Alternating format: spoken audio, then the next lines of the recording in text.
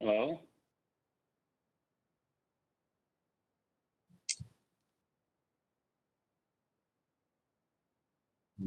We still have a couple of minutes and then we'll be starting the meeting. Hey, this is Mike Gray.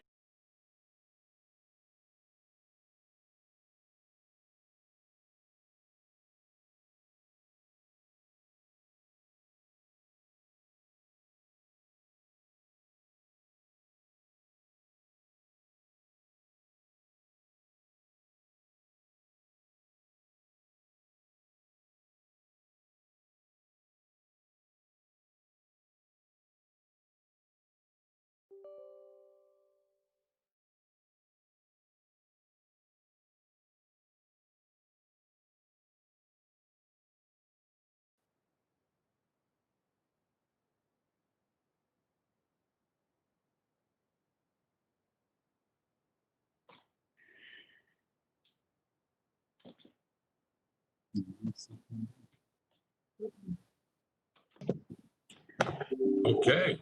Diane, would you like to take a roll? Okay. Kramer, Present. Greg, Here. Halter. Here. Kane, Here. Lewis, Here. Littman. Littman. Lombardi, Here. Sterrett, Here. and Therrett. Diane, I'm sorry. This is Linda Littman. I was not able to get unmuted there. I apologize. I That's am present. That's okay. Okay, we have 8 present tonight, and Therrett did report off. Diane, I'm here also. Yes, Thank you. Roll call of city officials, Ed. Yes. Mayor Catazero Perry, good evening, everyone. Safety Service Director Barb Sylvester, Present. Auditor Jane Ferrero, Chief Deputy Auditor Debbie Bonk, Law Director Justin Richard, Here. Chief Counsel Bill Bartos, Here. Chief Engineer David Crock, Engineer Jason Popil, Yes, I'm present. Community Development Director Samantha Walters, Economic Development Director Dave Maley, Present. Parks and Rec Director Steve Pedro, Park and Rec Superintendent Joe Pape, Golf Course Director Carrie Lowry, Treasurer Maud Slagle, Police Chief Mosier, Fire Chief Burgasser, Income Tax Director Lori Katagides Boron, Here. and that's usually all we have in attendance. Is there anyone that I missed? That I did not call?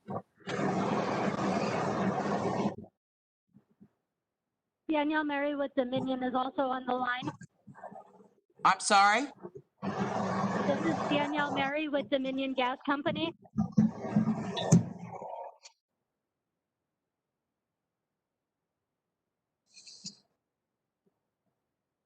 Is there anyone else? Sanders, Progressive Auto Group.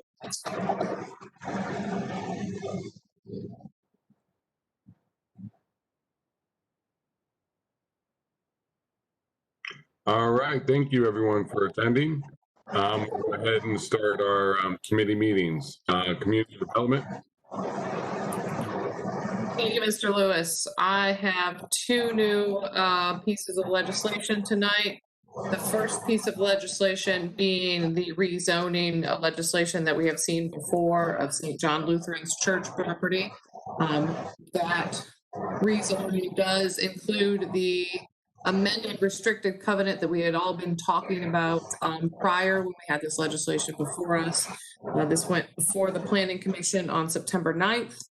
And was approved by the Planning Commission. You all should have gotten the email from the Planning Commission that had the entire packet attached to it. Again, with the updated restrictive covenant and everything. Did everybody get that? Diane sent it out, I think, on the 9th. Okay, if nobody got that, make sure you let us know. Obviously, we have had some discussion on this already. Mr. Maley and I talked. We do have also the hospital piece of legislation coming up tonight. So we kind of thought maybe tonight, everybody take a look at the new restrictive covenant, look at the planning commission packet. And if anybody has any major questions, that we kind of get them together, and maybe next meeting or next work session, we can have a deep discussion about this piece of legislation.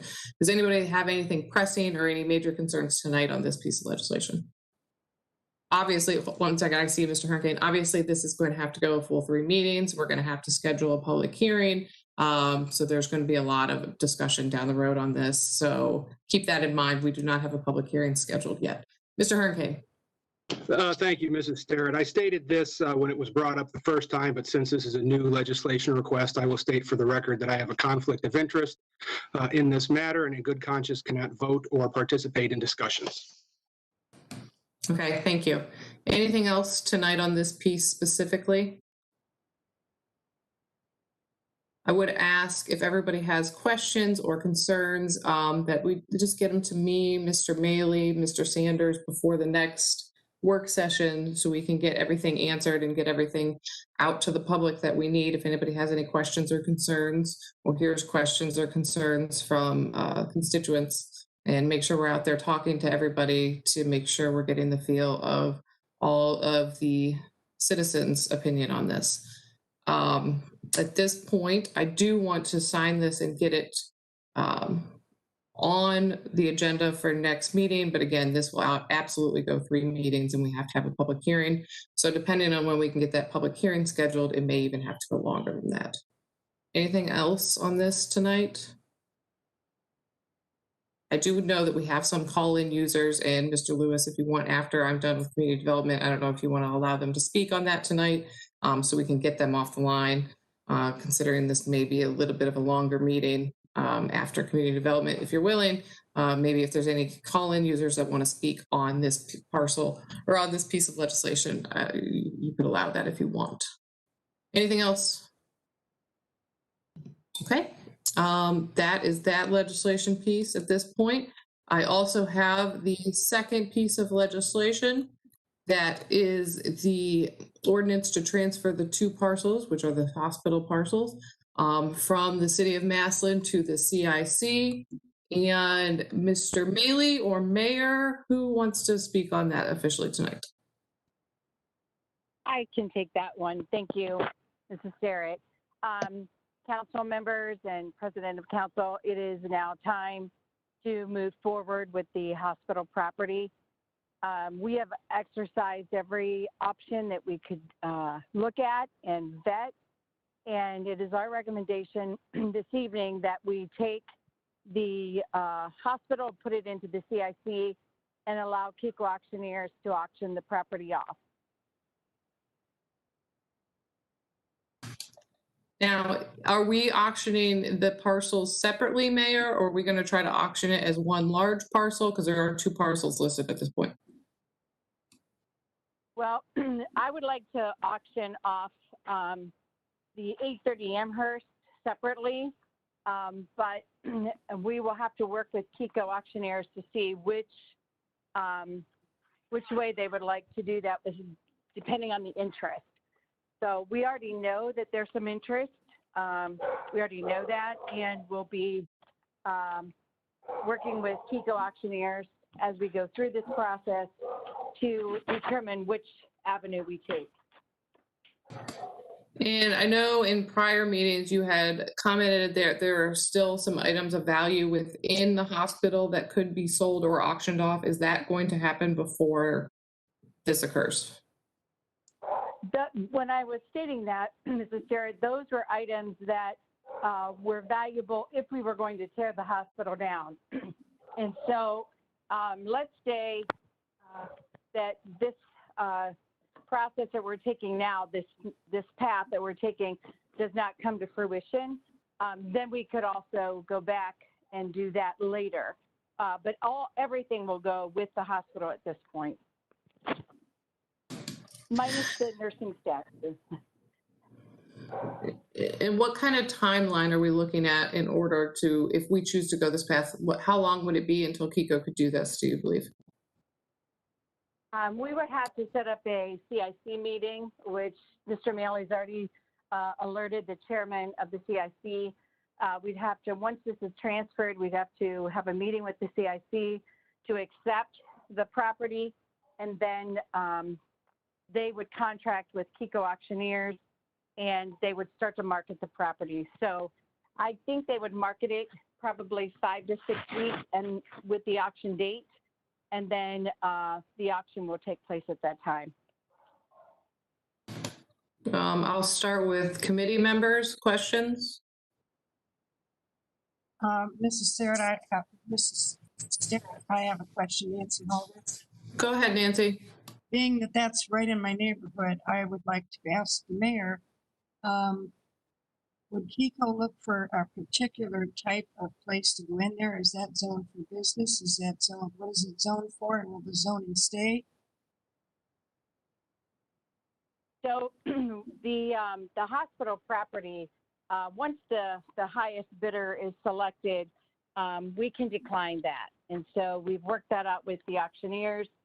If we don't like what the result is for the use, Mrs. Salter, we can decline the bid. Thank you, Mrs. Mayor. Other committee members? Rest of council? Linda, go right ahead.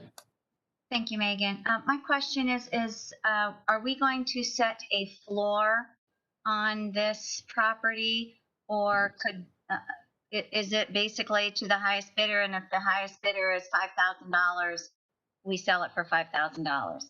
I know that some contracts have an expected minimum bid, if you will, and I wasn't sure if we could be privy to this contract with the auctioneer and knowing what the details of the arrangement would actually be. You certainly can.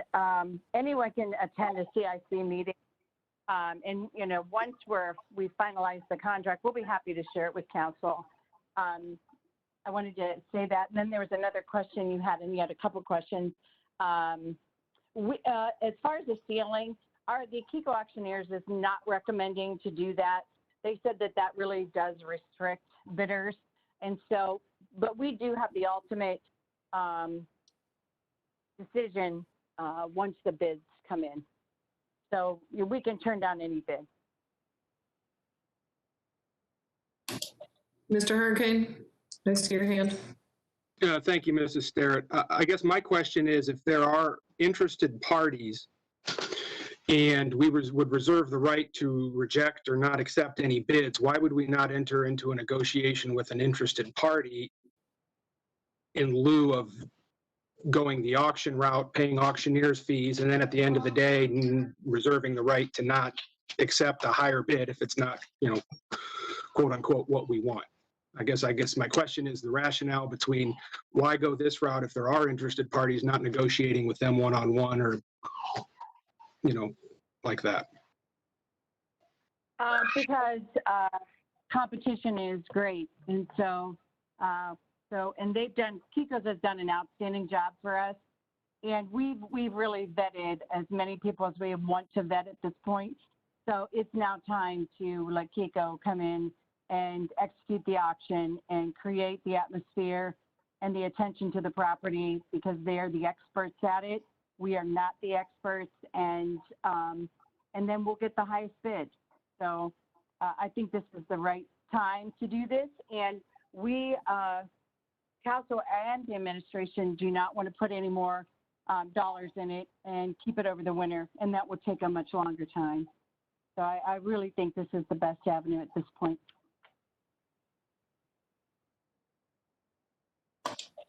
Anybody else? Ms. Littman, go ahead. Thank you. My question is how much would we be paying the auctioneers? I'm assuming it'll be a percentage of the sale amount.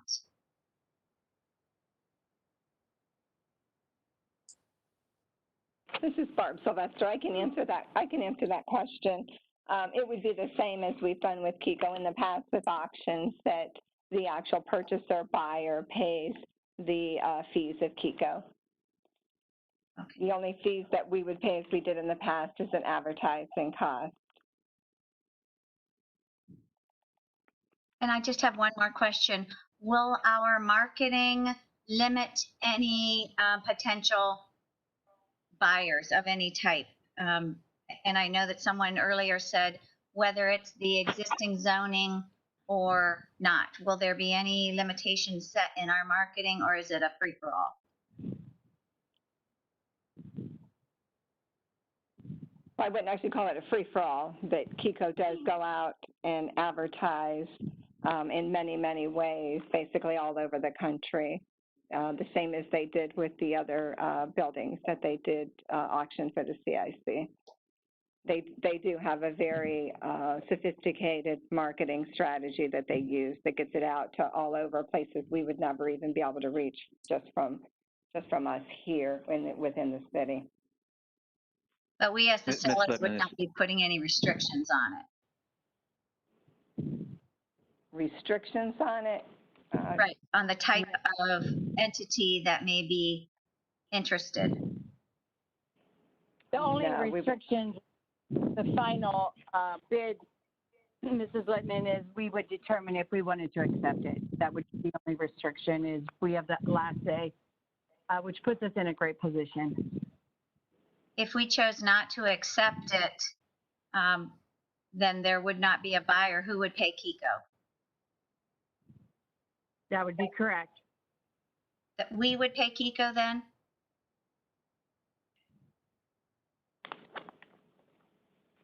It does not state that in the contract. Who would pay Kiko? They don't address it in the contract. They put that under, would they give us the option to put a special in there that the final say does have to be accepted by the city. And I didn't see in the contract where that was addressed. We worked with our law department on it as well. I can double check with them and make sure that there wasn't a piece in there regarding that. Okay, thank you.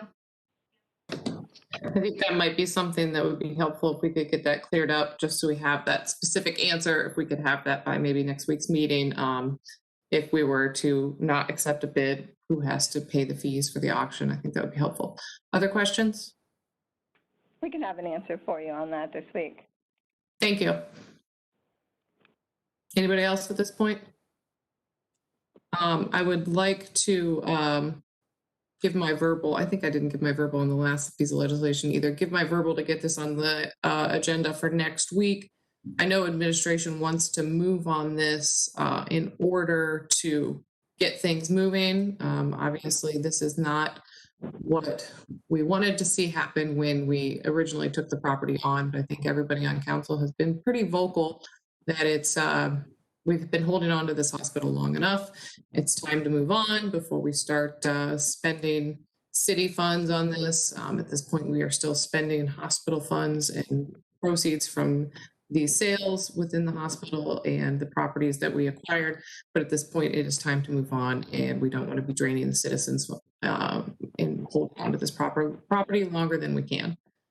So I will give my verbal to put this legislation on for the agenda next week. I will also give my verbal for the prior one for the rezoning of St. John's. If anybody else has their verbals.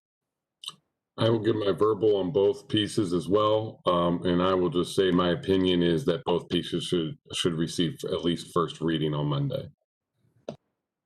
I would also give my verbal. Nancy Holder? On both. Okay, anything else tonight? Councilwoman Starrett? Yes.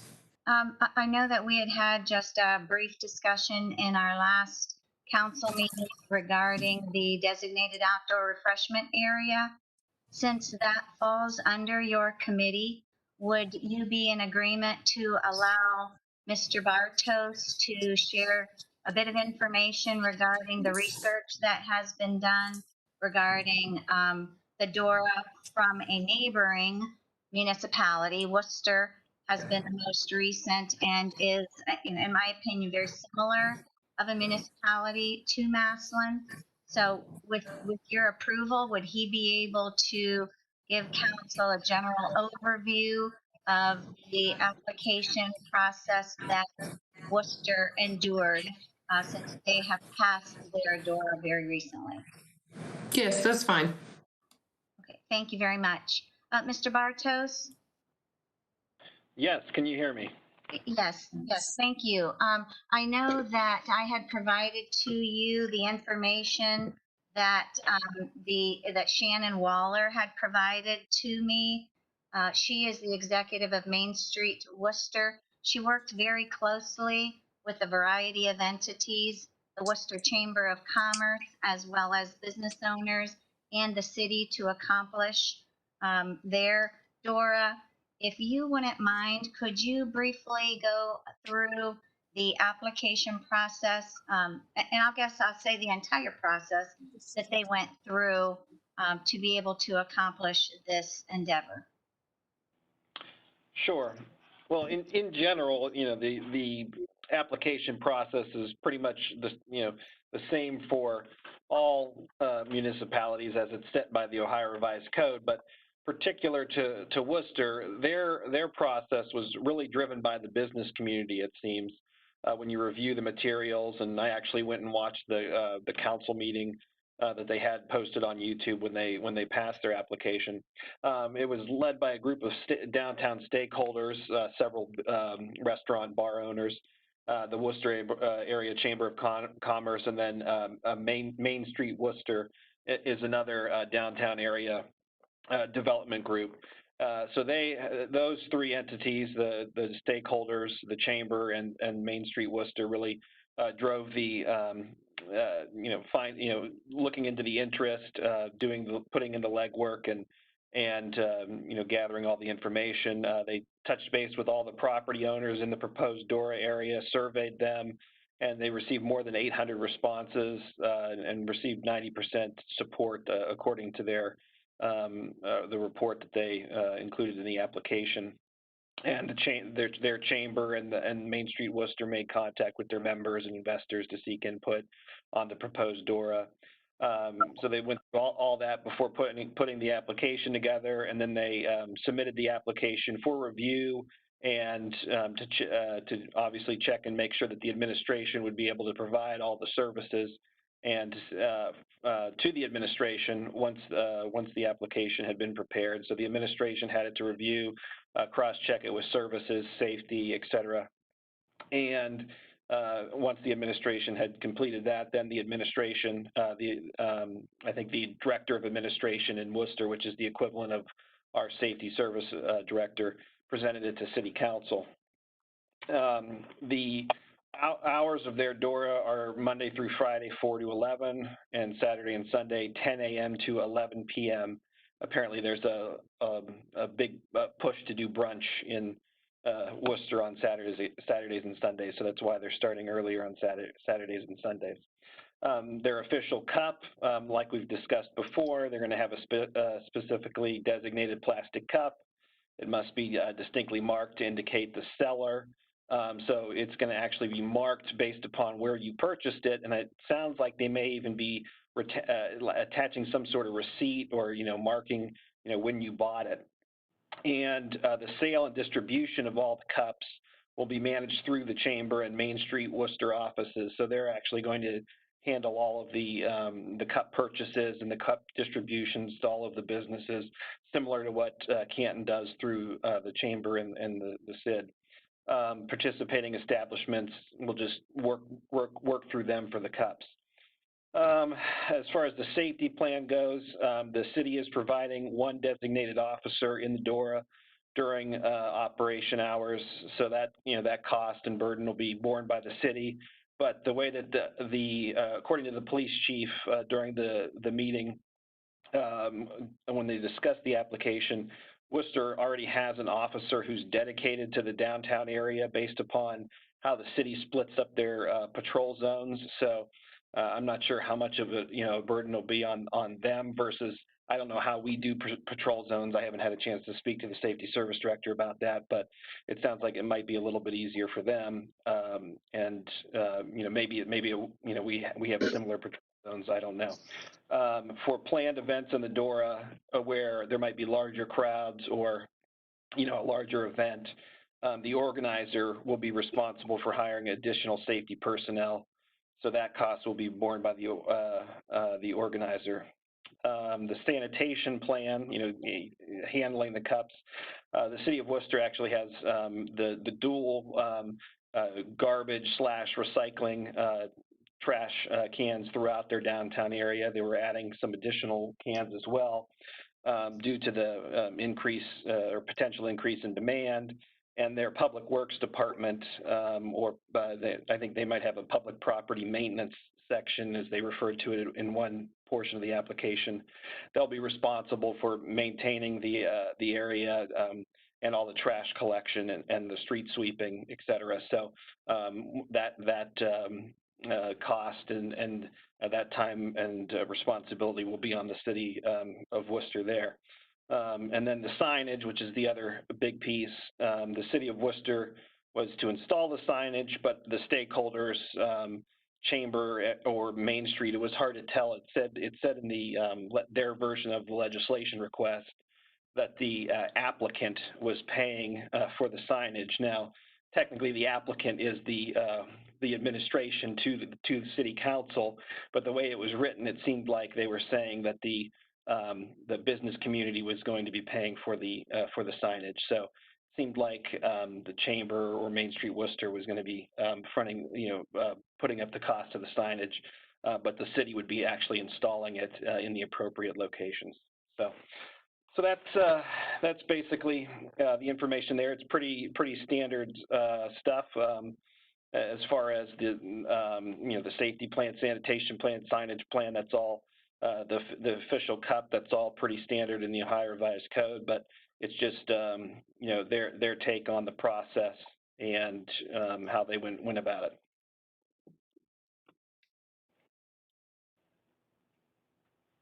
If there's any questions, I'd be happy to take them or continue the discussion. Mr. Bartos? Yes. This is Linda Littman. Could I ask a question, Megan? I'm sorry. May I ask a question to Mr. Bartos? Go ahead, Linda. Thank you. Could I ask how you can envision this process being undertaken by the city of Massillon? I know that they started their process, and according to Shannon, it was like in May before with their surveys. And then based on the survey information, they completed the application. And it sounded to me through my discussion with her that it was a collaborative effort in creating that. So I guess I would ask you, can you give us your advice on how we might start this process in Massillon? Madam Chairwoman, may I speak?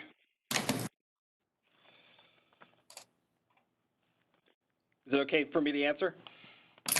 Go ahead. Yes, sorry. Okay, thank you, appreciate it. As far as how the city goes about it, that's kind of a policy, political answer for the administration or council to decide. I think there's a number of ways we've seen communities do them so far. We have an example of Worcester here, where the business community was the main driver, and kind of just seems like they tied it up pretty nicely and brought it to the administration to take it that final stretch and bring it to city council for approval.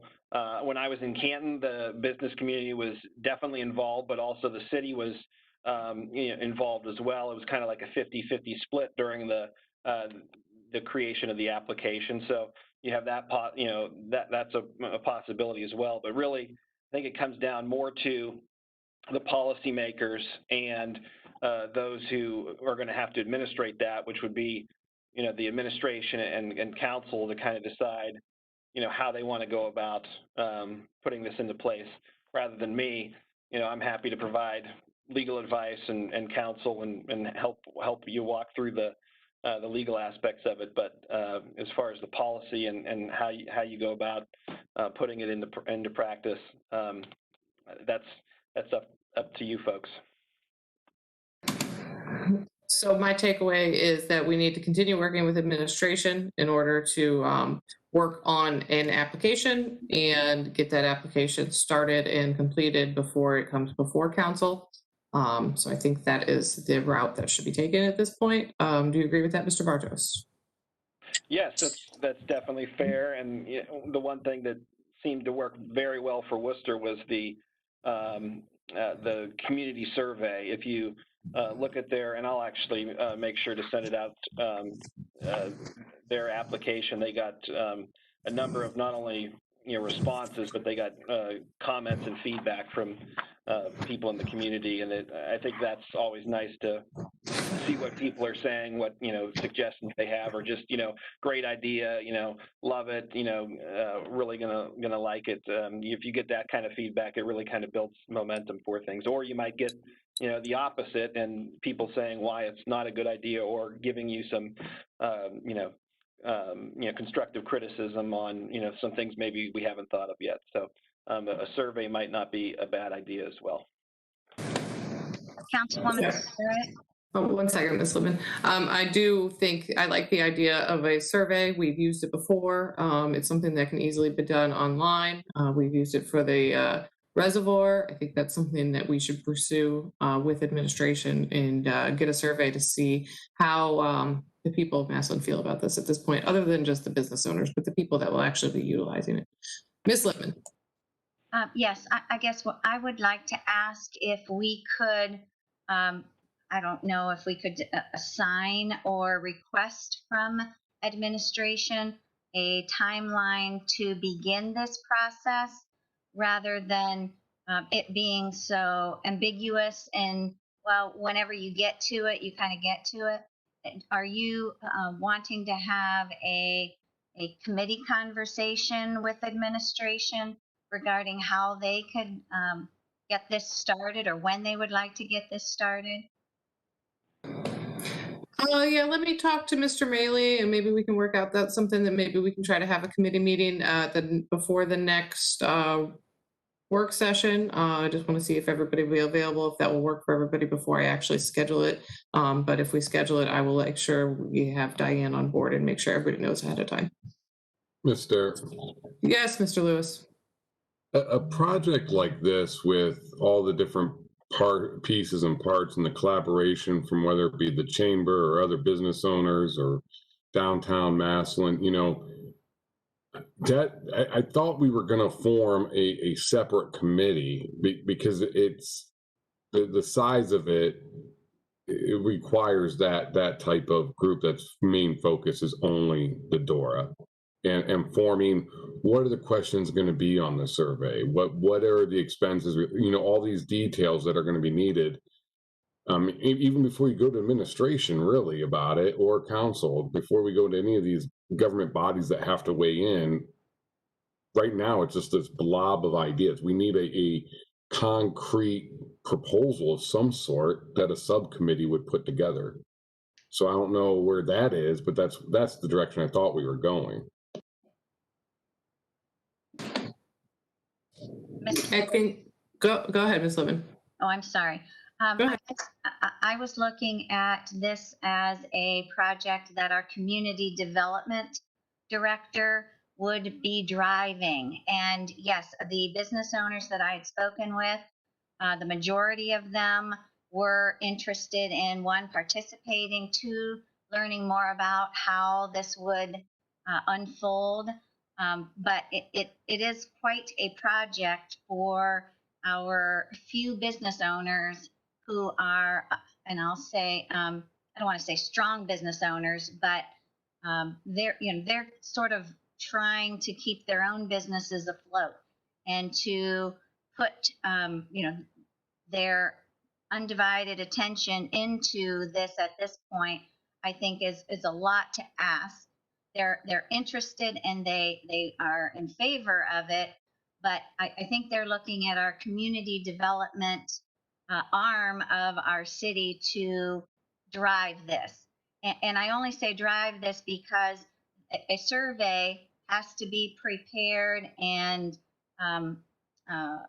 directed by someone. The business community isn't going to do that. So I guess I would ask if we could go down this path more so with our community development director in the city, and then have him pull in who he needs to get information from or assistance from, so that there is that one driver to start the project. Well, I know that Mr. Maley has done quite a bit of research on this already, but obviously we will need administration to be on board if we want to start getting surveys and other things like that, because it's going to cost money that the administration is going to have to be willing to spend. So at this point, I think it's best that we maybe talk to Mr. Maley, maybe set up a meeting with him and go from there. Those that are interested, rather than a committee meeting, so we can kind of see where we're at and if they're willing, if administration is willing to push forward on this at this point. Because without administration being willing to put the money up to do the survey and to do the other things, we're not going to get very far. So we need to make sure that we're all on the same page and all on board. But I think this is a good discussion to have. Thank you. Anything else? Okay, that's all I have from community development tonight. Okay, thank you. Yes, at this time, typically we do have public speaks at the end of the meeting, but we do want to provide an opportunity. If there's anyone that is on the call that wants to speak specifically to something that was discussed during community development this evening, we will take a few minutes now to make that opportunity available to you. We do ask that you keep your comments to under 3 minutes. State your name and address when you begin to speak. So if you do have something you would like to speak to in regards to community development, now is your opportunity to do so.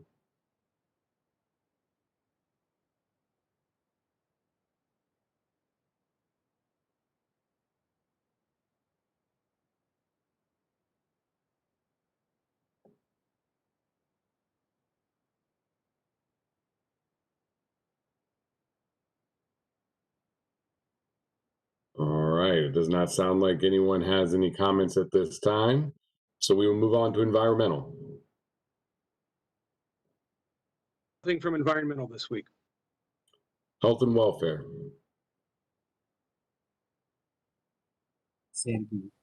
Nothing for health and welfare this week. Parks and Rec. I have nothing, thank you. Police and Fire. I have nothing, Ed. Public Utilities.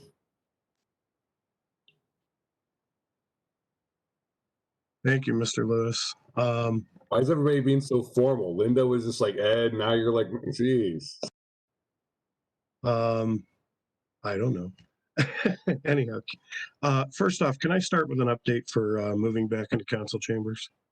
Mrs. Littman had asked last week what the costs were for the equipment that we're purchasing.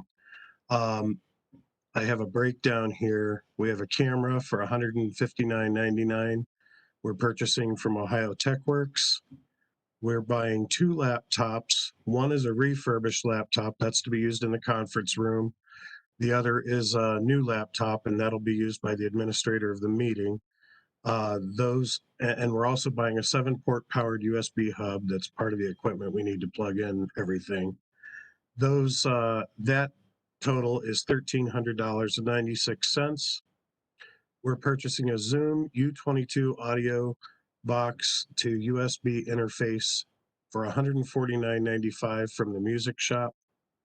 A custom 1x3 and an 8 audio breakout box for $249.95, again from the music shop, and labor and implementation of $200 for the audio boxes that we're purchasing from Bob Jones at the music shop.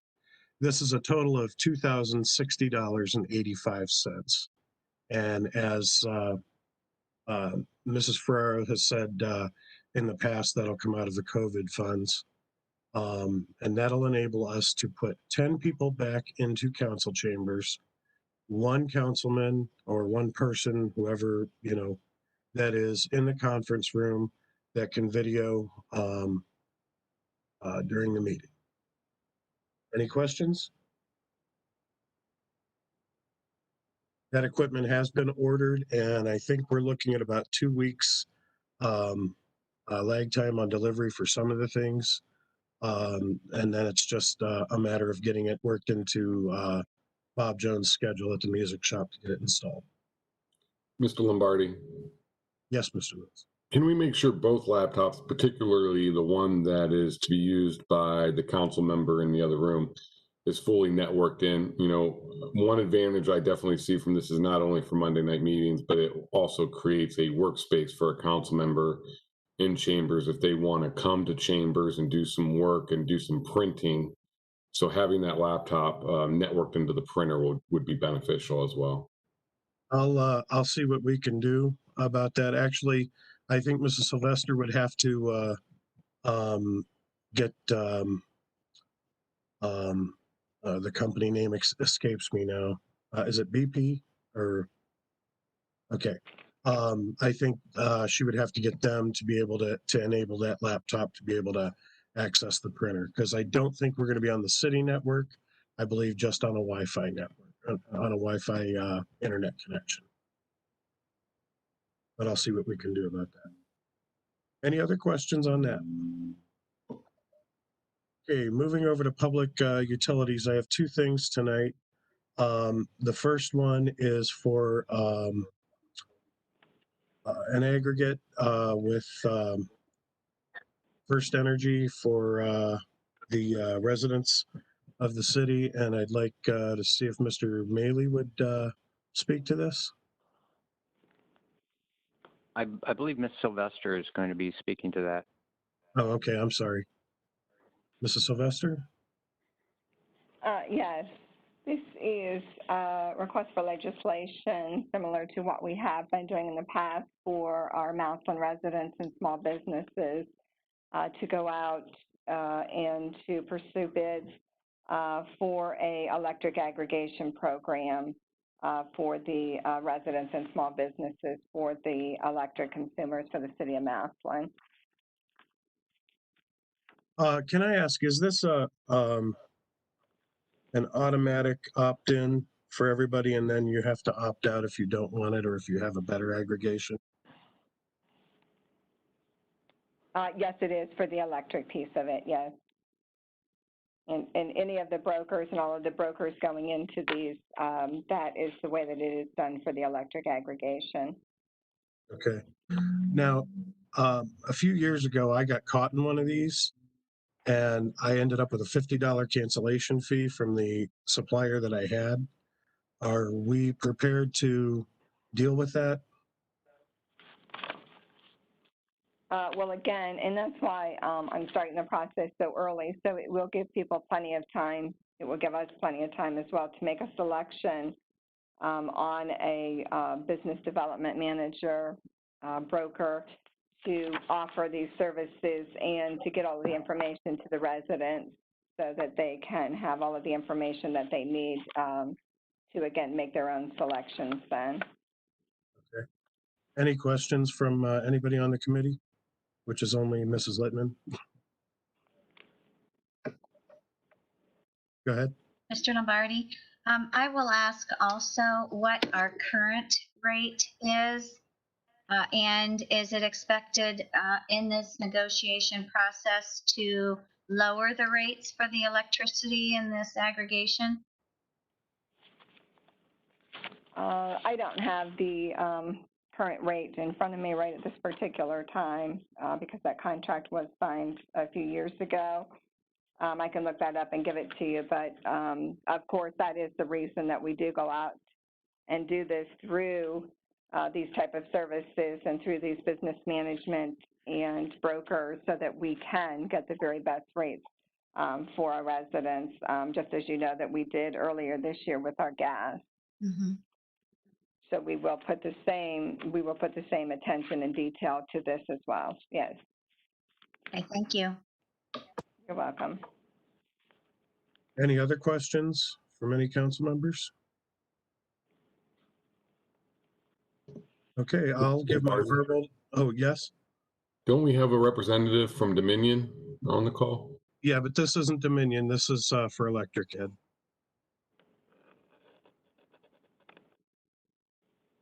I'll give my verbal for this. I will also. Thank you. And then the next thing we have is for Dominion Energy. I'll let this is from David Maley. David, do you want to explain this or?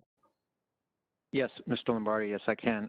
We were approached by Dominion with regards to gas lines in the around the hospital area. They were basically doing maintenance, et cetera, and there's a gas line that runs right south of the hospital building, where it used to be called, I think, Williams Avenue or something. At one point, there was actually an alley behind the hospital building itself, which I think was closed down years and years ago. Anyway, they have a line that runs through there from 8th Street over to Amherst, along with a what they call an M&R regulating station, measuring and regulating station. That's a small building right in the rear of the hospital that, from my understanding, regulates pressures for that particular line. So when they came to us, one of the things we discussed with them was trying to relocate that specific station just because we weren't sure what was going to happen with the hospital.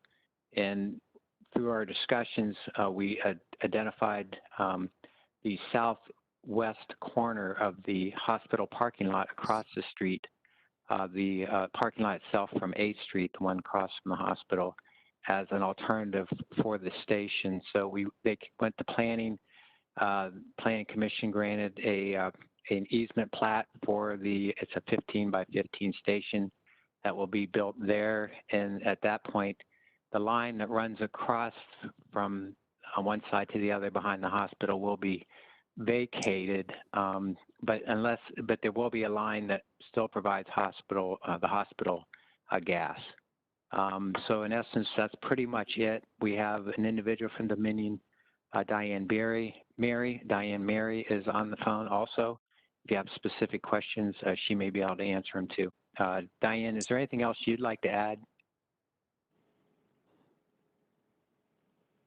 Hello, no, I think you did a great job at explaining what we are proposing and what we have going on in that area. If anybody has any questions for me, I'd be more than happy to answer.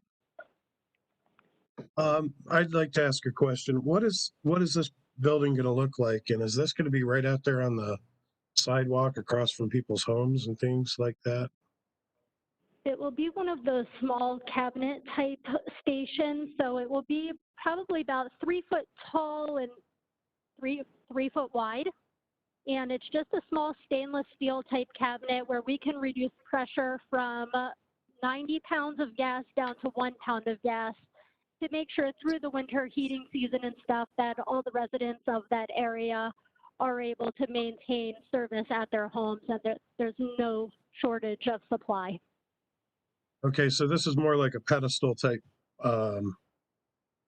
situation then, because the exhibit that I'm looking at says 15 by 15, and that seemed pretty big to me. Right, I think that's just the size of the easement we're acquiring, but that's not the size of the structure that will be on the easement. Okay. Ms. Lombardi, that's correct. It's a 15 by 15 easement.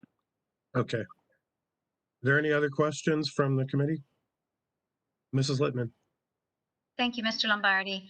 Since we have no idea who may be interested in this property through our auction process, is this something that is a permanent fixture, or if a buyer comes in and wants it relocated somewhere else, is that an option for us? It is a permanent fixture. It would not be moved. Right now, we have an existing easement that's part of the hospital property, so no matter who the buyer is, we do have an easement currently.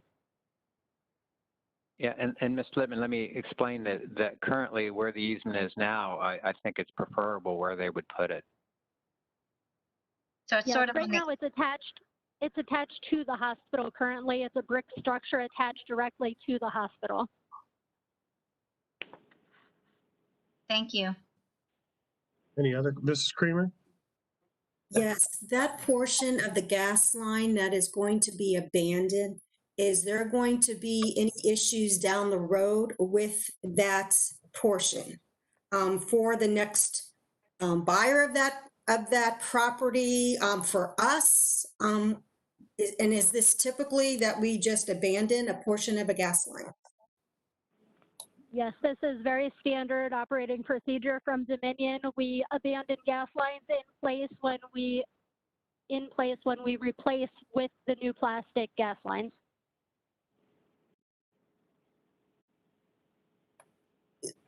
So I need clarification when you said it's normal standard operating procedure when you replace a new gas line with a plastic gas line. Is that the reason why we're abandoning this portion, because we're putting in a new plastic gas line? I guess I'm confused. Yeah. Yes, we're just not routing through the same parking lot as we were before. We're going down different cross streets to maintain the looping of our system rather than going down the vacated alley that was previously there, Williams Avenue. Thank you. So that line will be abandoned in place. It will not be removed, and it should pose no problems for a future buyer. There will be no gas running through it at all, correct? Correct. It will be purged with air, and there will be no gas in the line. Any other questions? Mr. Lewis? The 15 by 15 easement, that property, as far as maintenance of the area around the structure and landscaping and whatnot, who would be responsible for that? Dominion will be, normally we do gravel around and we plant shrubs around the fence area. If there is a fence, I don't believe this one will have a fence, but there most generally are shrubs planted. Any other questions? I'll give my verbal for this. I will as well. Linda Littman.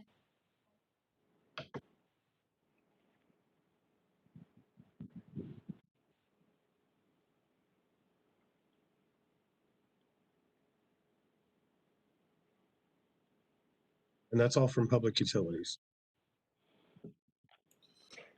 Okay, rules and courts. I have nothing this evening. Streets.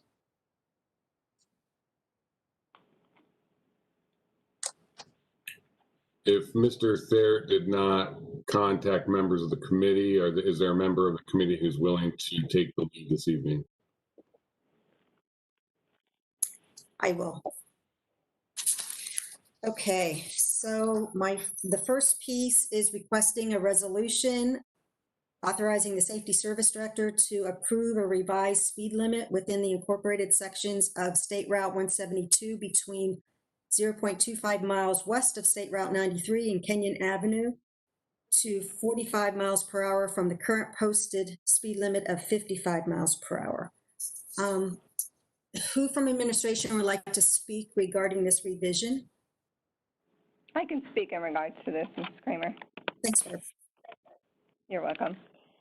Yes, ODOT completed a speed zone study evaluation along State Route 172, which is our Lincoln Way area out there.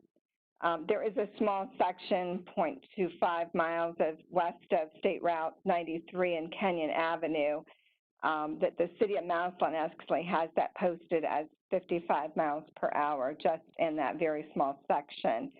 So ODOT, through their study, is recommending that we make a change, basically to make it uniform in that entire stretch of the area out there of State Route 172, our Lincoln Way that we refer to it. They are making the recommendation from their study then to make that change to the 45 miles per hour to make it all uniform. Okay, does anyone have any questions from the committee? Ms. Halter, do you have any questions? No, I do not. All right, Mrs. Littman? Thank you, Mrs. Kramer. First of all, I want to say that I appreciate very much the attention being given to the speed out on Lincoln Way, especially out here in the 6th Ward. We've had quite a few accidents, and one at the intersection of 93 and Lincoln Way, which this is actually within the range that they're lowering the speed limit. There was a very bad accident where a gentleman passed away, a motorcyclist passed away, and that has not been the only one. So I do think that this is warranted. It is also very difficult for folks that are going 55 on Lincoln Way to turn into Lanedale, which is the allotment then that is called Westbrook Estate allotment, but the street that is right there off of Lincoln Way within the area that they're stating in this request for legislation is Lanedale. So I think lowering the speed limit as you're coming into the allotment is certainly going to benefit the allotment as well. Also, I wanted to make sure that all council members realize what area this is covering, because Kenyon is actually, as you're coming out Lincoln Way prior to 93. But the way this states, it's actually coming into town. So heading east, a quarter mile west of 93, coming east to Kenyon. So I just wanted to make sure that everyone was knowing what that stretch is. And as the council person out here hearing from these residents, it is definitely appreciated to lower that speed limit. So Linda, I have a question. So the speed limit going east is 55 miles per hour that we're going to be revising if this is approved. But what about going west in that same area? Is it 55 miles per Yeah, hour? absolutely. Both directions are the same. Okay. Just wanted to make sure you said that. I was hoping it was the same speed limit, but I wanted to just confirm that. Yes, it's 55 in both directions, but it's actually the area that they're speaking of begins west of 93, a quarter mile west of 93, when you're heading east into town to Kenyon. So it's very different. I actually had to clarify with Mr. Bartos today. I thought this was a little screwed up in the wording, but this is how ODOT worded it. It is a little confusing, but if you look at the area as coming into town, so you're driving east on Lincoln Way, or on Lincoln Way on 172, This 45 will begin a quarter mile west of the 93 intersection and continue in toward town to Kenyon. Okay, thank you. Anyone else have any other questions? Seeing none, I give my verbal. Diane? And I'll also give my verbal, Nancy Holder. Okay, we have another piece. Please prepare an ordinance to authorize the Director of Public Service and Safety to advertise for and receive sealed bids and to enter into a contract upon award and approval of the Board of Controls with the lowest and best bidder for the City of Massillon, 2020 Spring Hill Settlement Under Drain Installation Project Phase 3. The estimated cost of Phase 3 is $100,000. The reason for this construction this fall/winter during drier weather and resurfacing in spring of 2021. Would anyone like to, from administration, like to explain this piece? Yeah, hi, this is Jason. Can anyone hear me? Yes, thank you. Thank you, Jill. Yeah, this is just the next phase for the Spring Hill allotment. On this phase, we'll be working on Woodbine, Nutmeg, and Bramblewood, doing some under drain installation and some pavement, and addressing some drainage issues on Bramblewood, adding some catch basins. Is this the final phase of Spring Hill Settlement, or are there additional phases? There's one more phase after this. Okay. Does anyone have any questions regarding this piece? Mrs. Littman? Thank you, Mrs. Creamer. The Spring Hill project has gone through now its third phase. At the time that it was determined to be one of the most critical drainage issues in the city, Castle West was also on that list at the exact same time that Spring Hill. That Spring Hill Phase 1 was decided to, I guess, based on the engineer's request to initiate the under drainage Phase 1 prior to Castle West. So Castle West has been waiting now for the last 3 phases now. Our issue, and out on the west side, the Castle West area has significant under drainage issues as well. I've just been advised by the Safety Service Director that our cost of repairing the Castle West area is about $100,000 also. So I guess my question to the engineer and perhaps even the Safety Service Director is, why would we choose to have 3 phases go through Spring Hill while Castle West has been waiting for all of these phases to even get back on the list? Now I know Mrs. Sylvester did indicate that we are now on the list for 2021, but I guess I would be remiss not to ask, how can we be approving a $100,000 estimated cost for an east side allotment that has had now 3 different phases when Castle West has had nothing? I can answer that, Mrs. Littman. There were, the Spring Hill allotment has been waiting for approximately 30 years. When they were annexed in, all kinds of promises were made and none of them were kept. And so we have worked diligently to try to fix that for them. And so, but we couldn't afford to do it all in one phase. So we had to phase it, just like we're phasing the Legends roads as well, Cypress Avenue. And so you are just as important as they are. It's just that Spring Hill has been waiting. I know you're saying 3 years, but they've been waiting 25 to 30 years. And it just wasn't right. And we're trying to fix that wrong. And so you are on the list for 2021. We're very excited about that. But I wanted to give you the history as to why we're moving forward with them is because we want to get that area done. And it is going to take several phases, just like the Legends area. And hopefully yours won't take that many phases. So we're looking forward to getting Castle West done as well. Mrs. Littman? Can I ask why we would not, I'll say, spread the money, where, you know, spread the repairs in different parts of the city? I guess I think it's ridiculous that we've got, you know, an east side allotment, yes, definitely needs repair as many of the other areas, as the southwest side, as northwest does also. So I guess I would ask that we, you know, divide that money into the various areas instead of having one complete, you know, complete 3 phases on the east side and nothing on the west side. I guess I can't see why we. That's not true, Littman.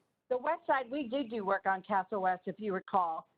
Several years ago, we were out there working on that. So that's not true that we're, and it's not east side, west side. We're not trying to make one side more important than the other. Don't get me wrong, but these people have waited a long, long time, and we have done work on Castle West, and the work that we did was not sufficient for what we really needed to do, and so we are going to do that street correct, as it should have been done correct before, but it was not. And so we are going to get that to you, but we did, I just want to remind you, we're out there doing some work a few years ago also.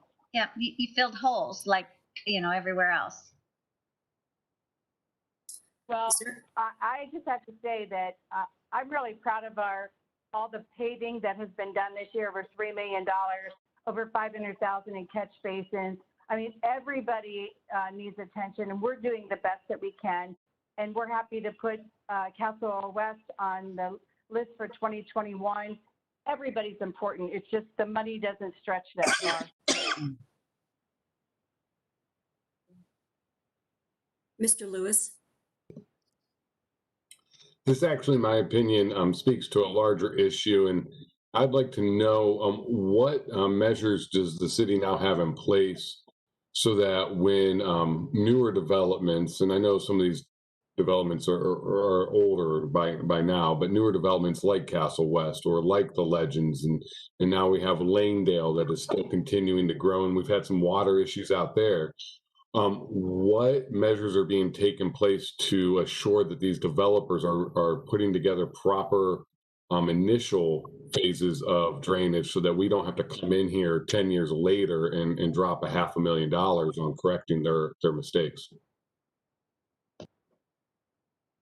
Mr. Lewis, The engineer has place, and I'll let in Greg speak to that. Yeah, we have, when Castle West was built, the requirements weren't up to date. In the past 5 to 8 years, the engineering department has increased their standards. All plan reviews are very thorough now. So these issues won't affect the future developments.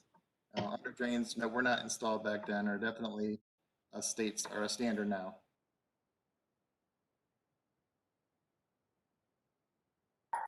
Any other questions? Hearing none, I give my verbal.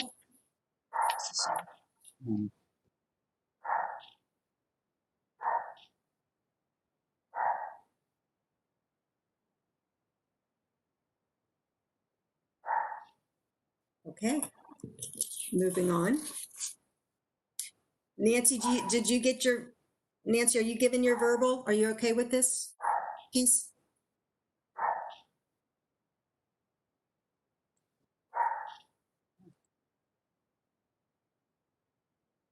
Diane, can you hear us? Can you hear me? Now we can.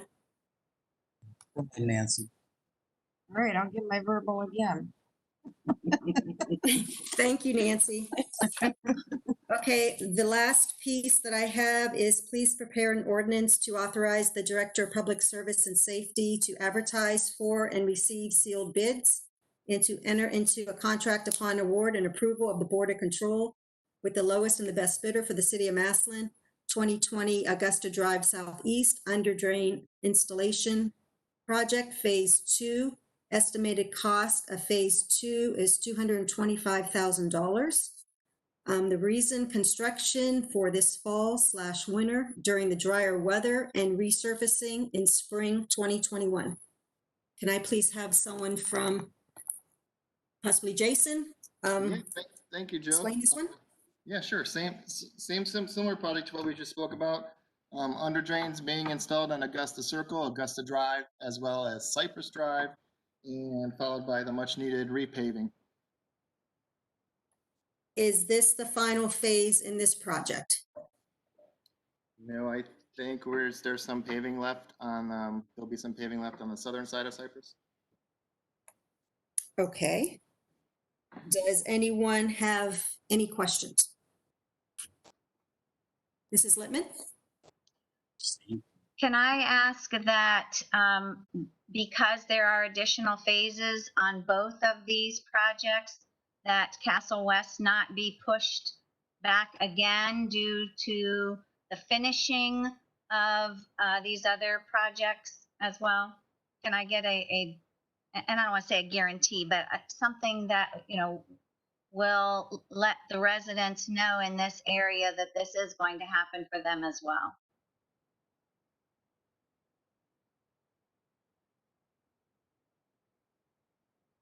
Yes, you can. We're putting it in the budget. Thank you. Jill, I have a question of the engineer. Sure, go This ahead. is Diane, I'm sorry. The money being appropriate, it says down in the account line that it's St. Andrews Drainage Phase 2. Is that correct, or is that a typo? I believe that's correct. That was appropriated from the engineering budget. Maybe Barb, can you verify that that's correct? Yes, I can, Jason. Yes, I can, Diane. That is correct. On our budget and through the auditor's office, that is the account that they have set up for this project. That way, all of the payments are going out of this line item. And that's what the auditor's office titled it, Andrews Drainage Phase 2. So that's the title that is on it. That is correct, yes. But those are the streets that Jason listed. Okay, thank you. You're welcome. Are there any additional questions from any council members? Okay, Diane, I give my verbal. And I give my verbal also, and you did a great job, Mrs. Kramer. Thank you. That's all we have under streets and highways. Thank you. All right, for finance, we have our first piece is please prepare an ordinance for the unappropriated balance of the foreclosure property administration 1220. It's $4,500, and this is to release the established funds for property cleanup and positive assessments of code enforcement activities. This was brought to us by Lori Katagides Boron. But I'll entertain any representative of the administration. Yes, this is Lori. What this fund is, it's an state-approved fund for code enforcement only. And code enforcement uses this fund to help clean up properties. They offer services such as dumpsters, tree trimming, yard cleaning, yard cleanup. So this is money that we do collect. Taxes are assessed on this, and to date, in this fund, we've collected approximately 149% of what was anticipated year to date. So this is transferring the money from the general fund to the specific fund, so code enforcement can get some properties that they've been working on cleaned up in the city. What is the time frame that you're looking to start cleaning up those properties? As my conversation went with Jimmy Johnson, as soon as the money is there and we can start, offering the dumpsters and the help that we can, we will be facilitating this money out to the public. I'm just trying to make sure we justify emergency. Why would this need to be passed and go into effect immediately as compared to non-emergency language? It is, if you want to make it non-emergency, that is fine, Mr. Lewis. Do I have any questions from council members? I have a question, Mr. Lewis. Ms. Creamer? How would citizens go about getting funds to help clean up their property? Is this something that's one-on-one with code enforcement, or are they going through the building department? How do they help get these funds? A lot of these properties are properties that have been coming as complaint driven through the city. So there are properties that code enforcement is addressing. If there is a concern that a constituent out there would need some type of help, I would suggest that they call code enforcement and they could talk through what different options they have with them. Thank you. You're welcome. I will give my verbal for this to be on the agenda for Monday, but will not provide a verbal for emergency language. I will give my verbal.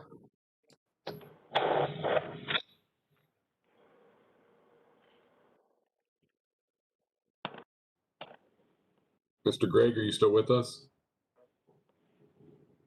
I am. I'm sorry, I was on mute. I give my verbal as well. I agree with the not necessarily needing emergency language. Okay, Ed? Yes. I would also like to note a correction on the request for legislation, the account. It should be 1220-415-5, and the last four digits should be 2392, services and contracts line item. All right, that is fine. You can make that correction prior to placing it on the agenda. Right. Thank you. The next piece I have is please prepare legislation to amend ordinance 125/2005, section 1. There be established within the city of Massillon, Ohio, and a fund entitled Veterans Park and Duncan Plaza Repair and Improvement, and creating line items within said fund. Section 1 will read Veterans Memorial Park Fund. And then, so essentially when we read through this, I did speak with or Judge Elam today to confirm what I believe this to be, but with the recent activity in Duncan Plaza, this particular fund is money that he has been able to raise through donations, grants, or what other avenues he may have for the upkeep, maintenance, repair of Veterans Memorial Park. And this, with our initiatives down at Duncan Plaza and our new funding for that and development of that parcel, this is just really a cleanup piece of legislation to help better define what the funds are to be utilized for, and that is specifically for the memorials and the part that we consider Veterans Memorial Park. Are there any questions or discussion this evening? There's no emergency language on this one already, and I do give my verbal for it to be on the agenda for Monday. Megan Starrett, verbal. Mike Gregg, verbal. All right, the next piece also comes from Judge Elam. Please prepare legislation to make certain transfers within the 2020 appropriations from within the general fund for the year ending 12/31/20.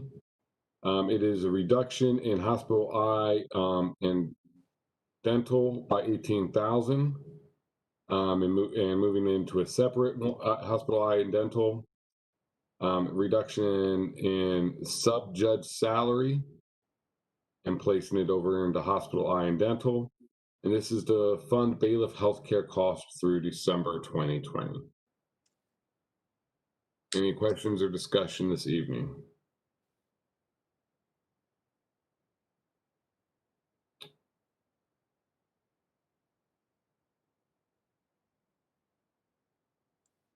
Do we have a representative from the auditor's office present? If not, Lori, I might have a question for you. Yes, Mr. Lewis? Since this is a legislation request, is it because it's a 125 going to 135 out of the 1100? Or is that something I need to clarify with the auditor? I can clarify that with the auditor with you for you tomorrow to ensure that that is the reason they put it on a legislation request for you. I can follow up for you.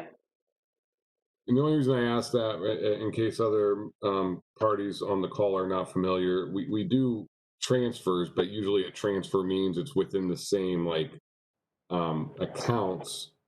And then we have to do a legislative piece, an ordinance, when they're going from something larger to another. But this is both 1100. But I'm thinking it's because it's going from 125 to 135, which are different accounts. That's why it's going to be legislation. But I will give my verbal and also approve the emergency language. Megan Starrett, verbal. Mike Gregg, I give my verbal as well. Thank you. The next one we have here is is a legislation request again, where we would be taking money from the transfer advance out of $775 and placing it into the economic development salary. Realign budget to pay economic development salary. Salary was short due to unexpected payout. Ms. Kotagidis Boron, can you please explain?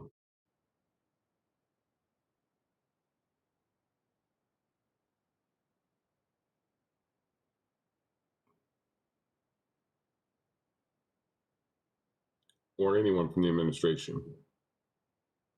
This is Barb. I think Lori's trying to get back on. She got disconnected. Do you want to? Would you like us to come back to that then? Yes, please. All right. We'll go on to our transfers, and then we'll come back to that piece. The first transfer we have is coming from the administration. It is a accumulated sick time reduction by $37,631.96, paying into insurance. And this is to realign the budget to cover PEP insurance due to billing change that we discussed 2 weeks ago. Any discussion? I give my verbal. Megan Starrett, verbal. Mike Gregg, verbal. The next one we have is coming up. Yes? I was just saying thank you. Okay. The next one we have is coming out of the health department. It's health services and contracts reduction by $5,253.56, placing a portion into grant expenses and a portion into health supplies. This is a transfer of money from service and contracts to grants, expenses, and supplies to pay expenses from proper accounts. Any questions?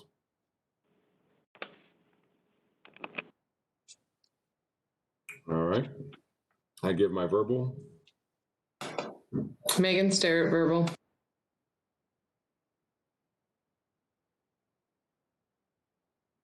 Mike Gregg, verbal. Thank you. All right, this next one is street department. It's $55,000 out of their supplies, material, and postage, placing in the service and contracts. Align budget to cover expenses for street repairs. Are there particular repairs that are being referenced? Anyone from the administration? Yes, Mr. Lewis, I can answer that for you. Yes, there are two particular projects that we do need to get repaired in the city. One is on Oak Avenue Southeast.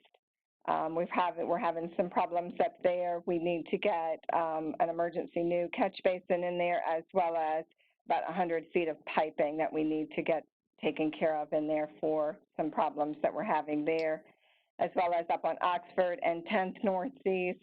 We're also having some serious issues up there. So these items have been on our roadway capital repairs listing, and these are two projects that we are able to get in and get done before the weather turns on us. And so we wanted to transfer the money from the supply line to the services and contracts. All right, I'll provide my verbal on this one. Megan Starrett, verbal. All right. Mike Gregg, verbal. All right. In regards to this transfer in and out, it's only $775. We can put it on the agenda, and then Ms. Katagides-Boron can address council next Monday and clarify it for us. I'm back on, Mr. Lewis, if you need me to do that now. Yeah, I'm just curious as to what do you mean by short due to unexpected payout? It was due to what is considered a retired rehire, which is actually a program that is offered through OPERS from the Ohio Public Employees Retirement System. So there's a calculation that goes through at that time, and that is what that's from. That calculation caused a little bit of a dip in the salary line. You mean an increase, like we had to increase our cost Yeah. by $775 a year? No, just for the remainder of this year.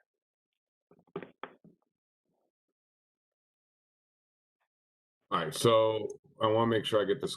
It sounds like someone in the economic development department retired and was rehired, and now this is costing us additional money.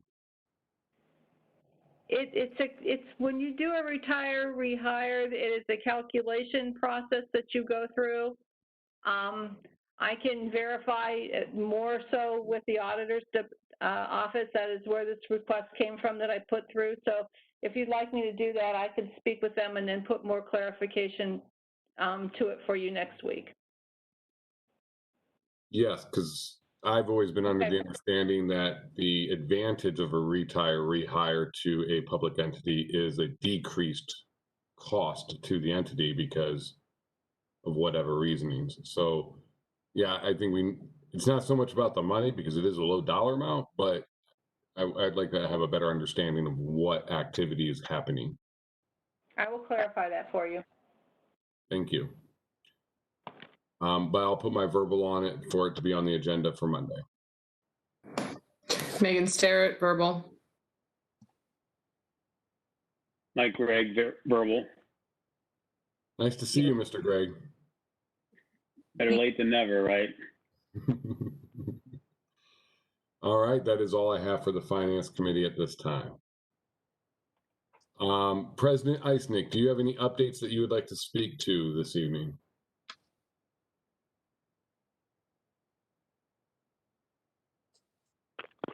Thank you.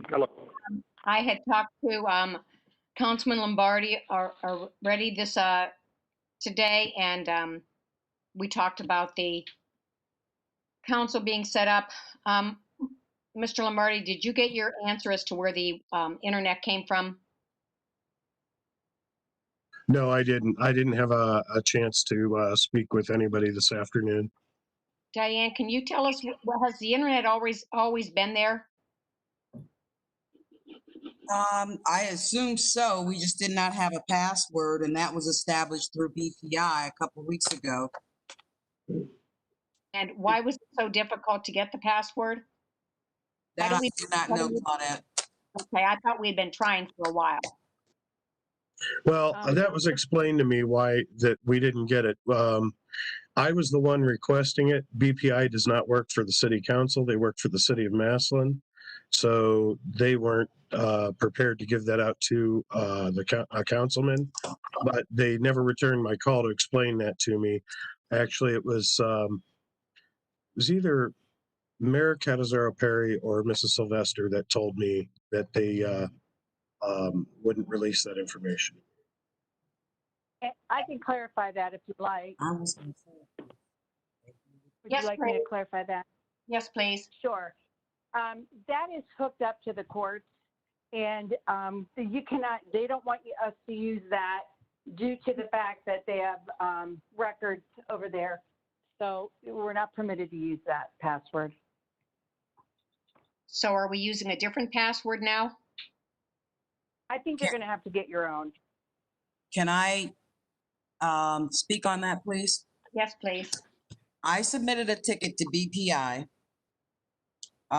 Gentleman, can't think of his name right now, but he actually physically came to council chambers. We have our own password, which is connected to council.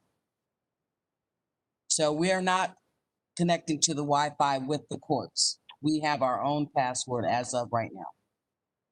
Thank you, I Dr. emailed that out a couple of weeks ago to Right. council members. Right. There are several Wi-Fis that are received in that building. One is Massillon City Council, one and two are for the courts. That's all I was trying to do was get that password for the Massillon City Council one. Thank you, Diane, that you were able to get that. Yes. So we have our own. We're not connected with the courts. BPI actually came in, and I don't understand the statement that was made that BPI does not work for city council. They work for the city. We are a part of the city of Massillon. We're on that contract also because I have submitted several tickets. I believe a couple of council people have gone through them to get their password changed for their council account. If that is not correct, then you have to correct me, but we are affiliated and serviced through BPI. That is correct, Diane. So I'd like to thank Councilman Lombardi for all his work at getting this set up, and Diane, for your patience and everything you're doing down at council. I appreciate it. I'm anxious to get back into council and see everybody face to face so my screen doesn't keep going green on me. Thank you. Ms. Whitman? Mr. Lewis, Lori Katagides-Boron had provided us a written report of her income tax monthly report earlier in September, and we never had an opportunity to review that. Could we review that either in this work session or in the near future, just to keep an eye on where our revenue stream is due to the COVID issues that we have been trying to manage over the last several months? Absolutely. Ms. Katagides-Boron, would you be prepared in 2 weeks to give us an update and be able to review that report with us? Yes, I can, Mr. Lewis. All right, thank you.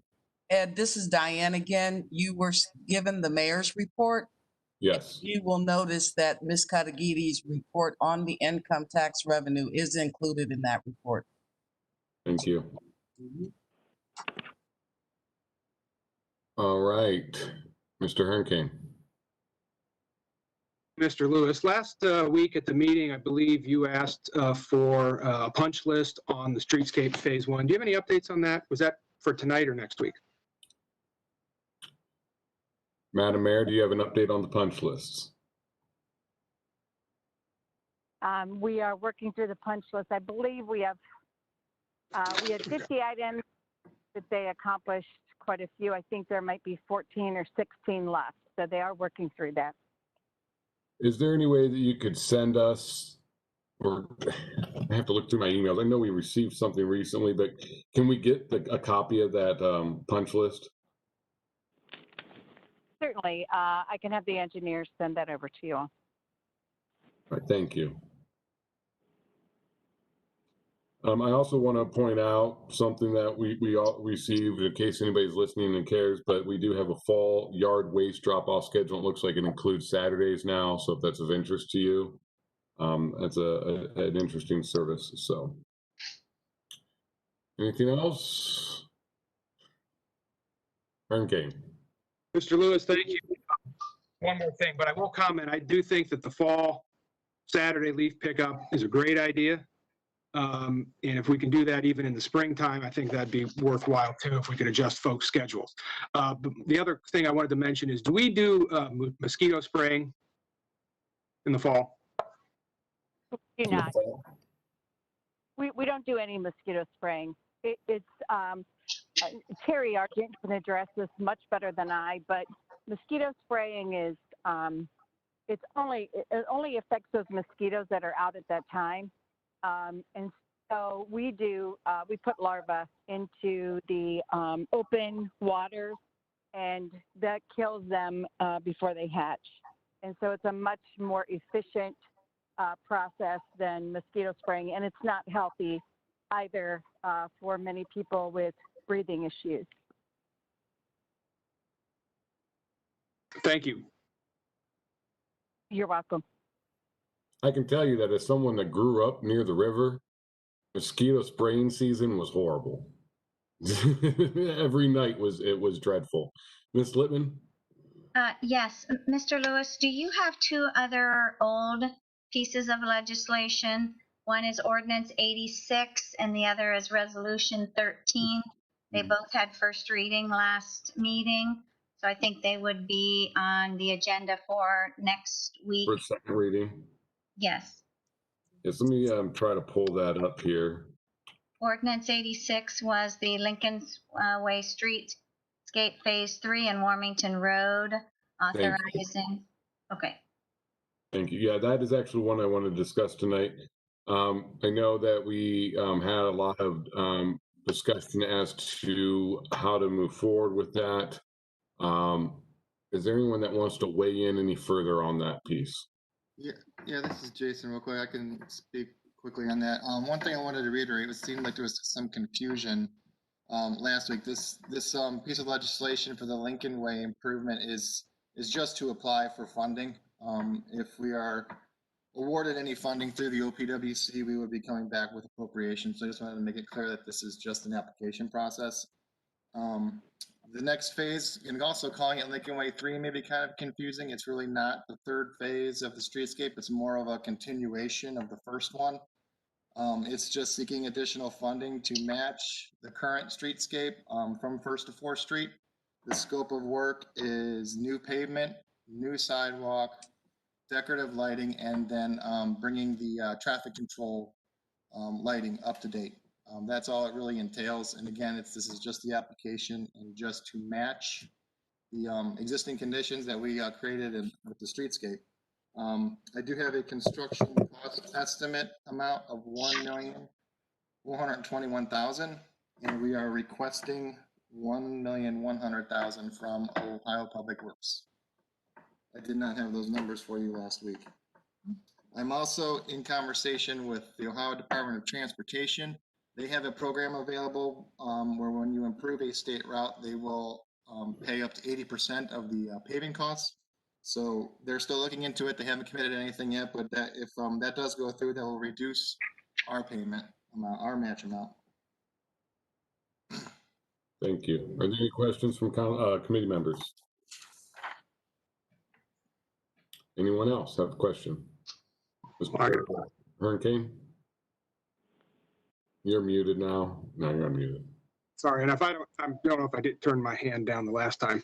1.4 construction cost, 1.1 OPWC, which leaves 300,000. Is that the city's share on that section, on that phase 3 project? The exact, sorry, Ted, the exact number is 286,000 for the city right now.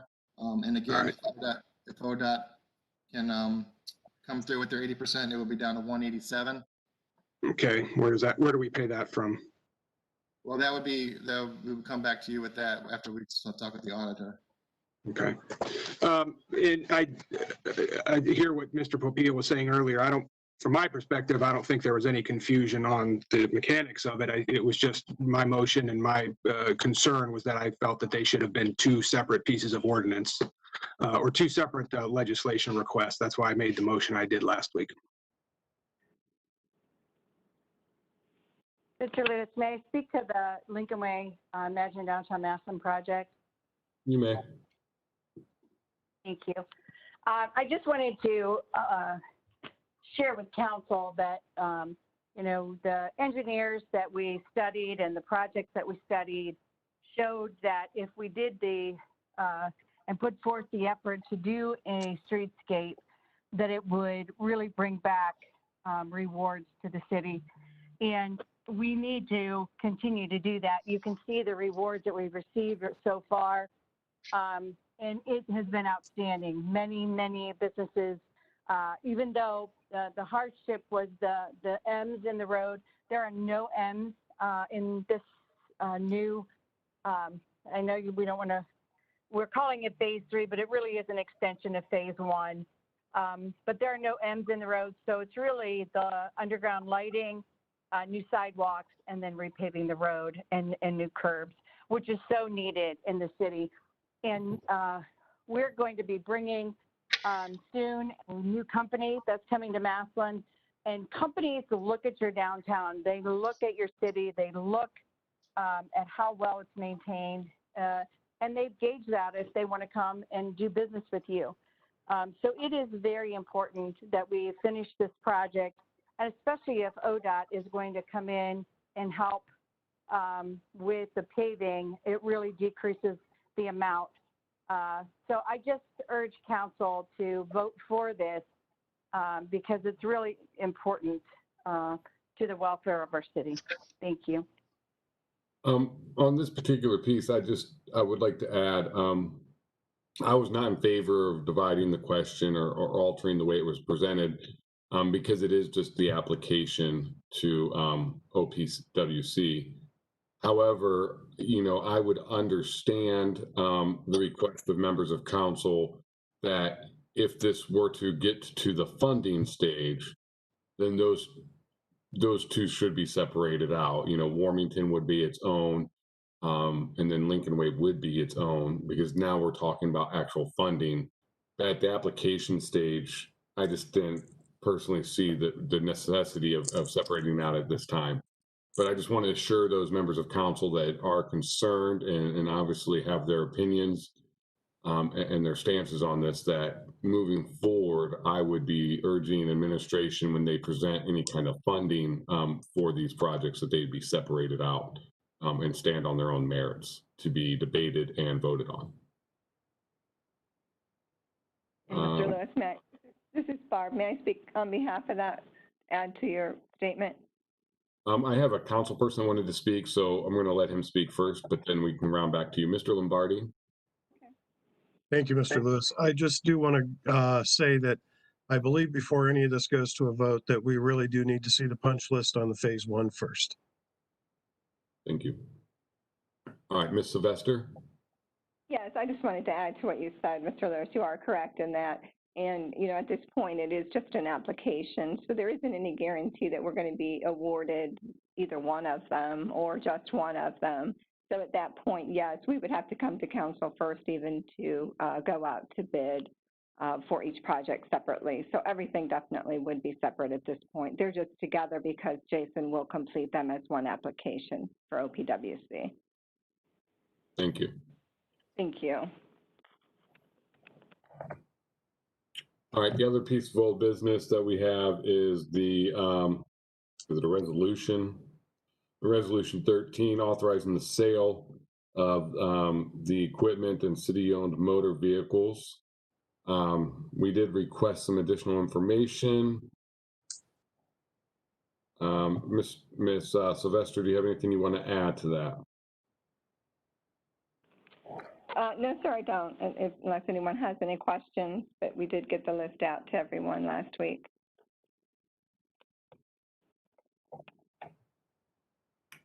All right, if anyone, does anyone else have any questions or discussion on this? All right. With that said, we do come to a point where if there's anyone in the audience that would like to speak to City Council or anything, we do remind you it's not a Q&A. Please keep your comments to under 3 minutes so that we may allow as many people to speak as possible. State your name and address at the beginning of your speaking time. And if there's anyone that wants to speak, now is your opportunity. Mr. Ed Lewis, President Pro Tem. Yes. Yeah, Larry L.J. Duke, 2954 Veterans Boulevard, Southeast Massillon, Ohio. I'd like to say good job to you, Ed. Hello to Madam President and hello to Madam Mayor. What I want to talk about is my Imagine Massillon, Ohio plan, which is parking, parking, and parking. Okay, the mayor stated she wants to clean up everything in downtown Massillon, Ohio. Mayor wants a punch list for all the parking lots in downtown Massillon, Ohio, or what she's doing for this phase one at the end of the streetscape, and and getting things like that.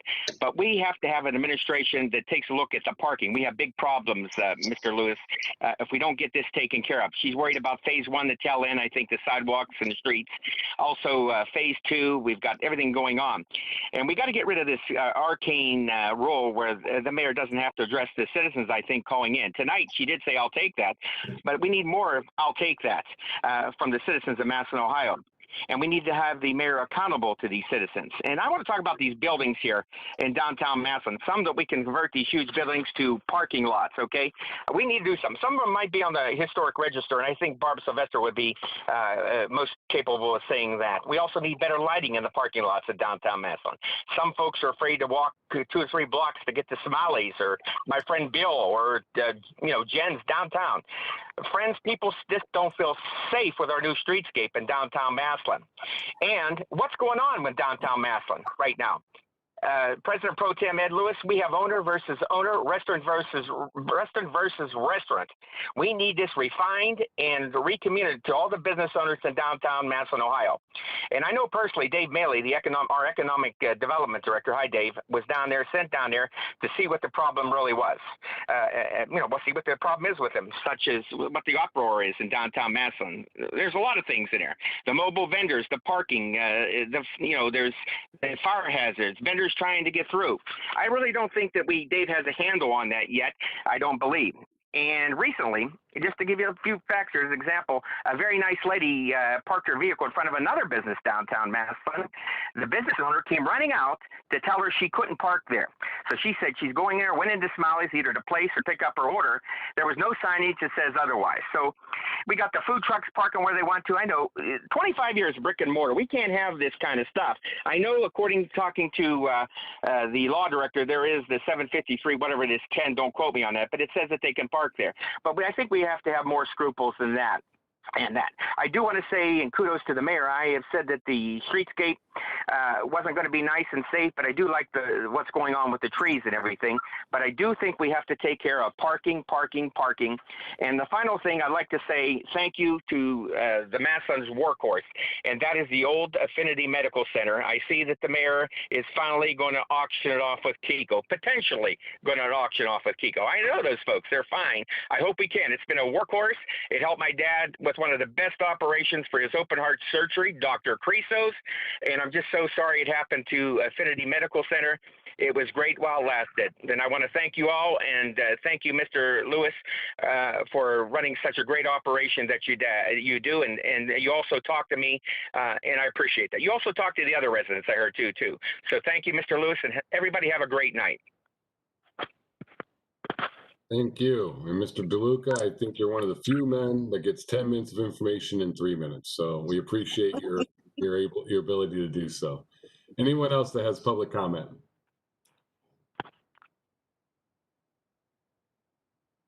All right, with that, we call to the end of our work session. Ed, can I say something? Yes, you may. Just a reminder about the council rules. I would say that the work session, September 28th, would be the deadline to submit a request for legislation. I have one proposal that has been submitted to me by a council member for consideration. I don't know if Rules and Courts wants to have a committee meeting and discuss these before our first meeting in October, but we do have a deadline for those to be submitted, to be changed for our next year replacement pages and also for the website. Thank you. I will let Mr. Gregg speak to this if he wants, but if there is a proposal that a member of council wants council to consider, it would absolutely goes to Rules and Courts.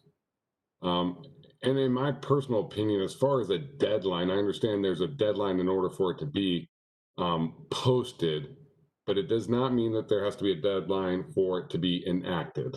So when council votes on it, it's enacted, it's an active change to our rules. It may not show up on some website because we didn't meet that update deadline, but doesn't make it invalid.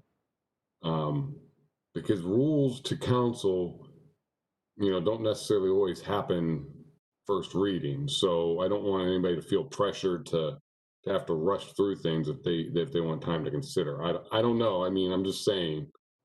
Well, that's true. You're correct in that statement. You're correct. All right, Mr. Gregg, do you have any comments you want to make to this? Yes, I do. Thank you, Mr. Lewis. I agree. I think that something along these lines that would be a change to council rules should go to the Rules and Courts Committee. So I'd be happy to. I'm not aware of any of those changes at this point. I'd be happy to bring those to a committee meeting, future committee meeting, and as soon as possible. So Diane, if you want to forward that to me, please do so. Yes, sir. All right. Anything else? All right. Now we're done. All right. See you guys next Monday. Good night.